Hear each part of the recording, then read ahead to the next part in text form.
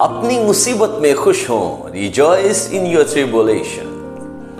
اور صرف یہی نہیں بلکہ مصیبتوں میں بھی فخر کریں، یہ جان کر کہ مصیبت سے صبر پیدا ہوتا ہے، اور صبر سے پختگی، اور پختگی سے امید پیدا ہوتی ہے، اور امید سے شرمندگی حاصل نہیں ہوتی، کیونکہ روح القدس جو ہم کو بخشا گیا ہے اس کے وسیلہ سے خدا کی محبت ہمارے دلوں میں ڈالی گئی ہے۔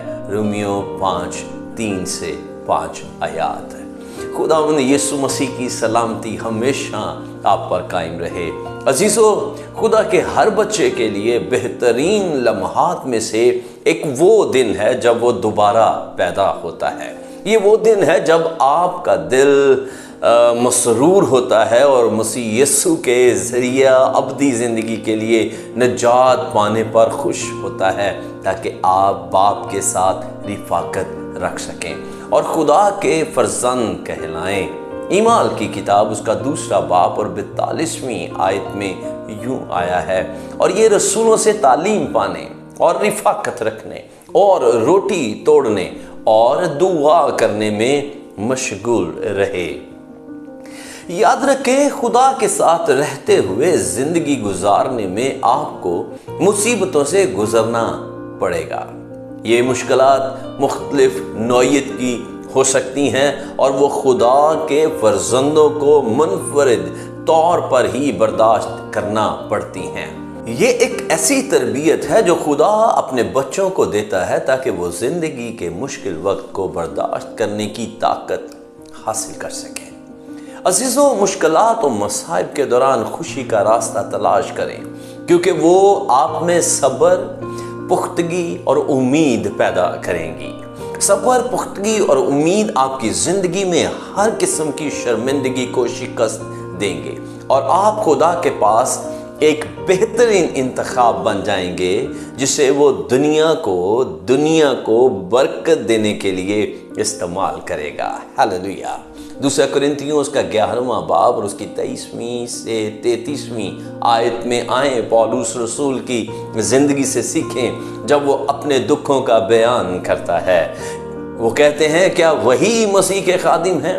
میرا یہ کہنا دیوانگی ہے، میں زیادہ تر ہوں، محنتوں میں زیادہ، قید میں زیادہ، کوڑے کھانے میں حد سے زیادہ، بارہا موت کے خطروں میں رہا ہوں۔ میں نے یہودیوں سے 5 بار 1 کم 40 کوڑے کھائے، 3 بار بینت لگے، 1 بار سنگسار کیا گیا، 3 مرتبہ جہاز ٹوٹنے کی بلا میں پڑا، 1 رات دن سمندر میں کاٹا، میں بارہا سفر میں، دریاؤں کے خطروں میں، ڈاکوؤں کے خطروں میں، اپنی قوم سے خطروں میں، غیر قوموں سے خطروں میں، شہر کے خطروں میں، بیابان کے خطروں میں، سمندر کے خطروں میں، چھوٹے بھائیوں کے خطروں میں، محنت اور مشقت میں، بارہا بیداری کی حالت میں، بھوک اور پیاس کی مصیبت میں، بارہا فاقہ کشی میں،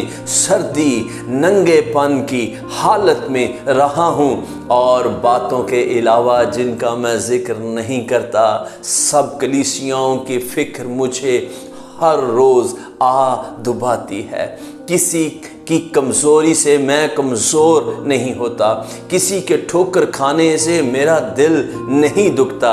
اگر فخر ہی کرنا ضرور ہے تو ان باتوں پر فخر کروں گا جو میری کمزوری سے متعلق ہیں۔ خداوند یسوع کا خدا اور باپ جس کی ابد تک حمد ہو جانتا ہے کہ میں جھوٹ نہیں کہتا۔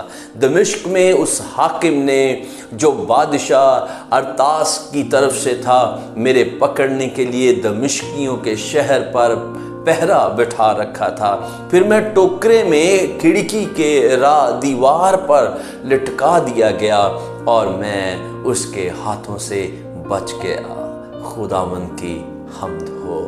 ہلیلویہ، پریز دی لارڈ۔ عزیزو، اگر آپ ان پیغامات سے برکت پا رہے ہیں تو برائے مہربانی دوسروں کو بھی اس برکت کا حصہ بنائیں، شیئر کریں اور سبسکرائب کریں، اور آپ اپنی دعا یا درخواست اور بھی ہمیں بھیج سکتے ہیں، اور آپ اپنی گواہی بھی ضرور کمنٹ سیکشن میں شیئر کر سکتے ہیں۔ خداوند آپ کو برکت دے۔